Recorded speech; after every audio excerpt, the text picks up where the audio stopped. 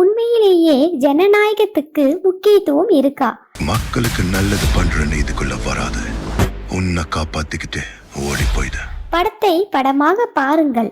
5 பேர் கொண்ட censor board 27 scene cut பண்ண சொல்லி அதை படக்குழுவினர் ஏற்றதற்கும் பிறகு அந்த 5 பேரில் ஒரு நபர் திருப்பி கேஸ் கொடுத்து அதற்கு நீதிபதி ரிலீஸ் பண்ணலாம்னு உத்தரவு கொடுத்ததற்கும் பிறகு சிபிஎஃப்சிக்கு கொண்டு சென்று அதுவும் மிகப்பெரிய வக்கீலை நியமித்து இந்த ஜனநாயகன் படம் ரிலீஸை தடுக்க என்ன காரணம்?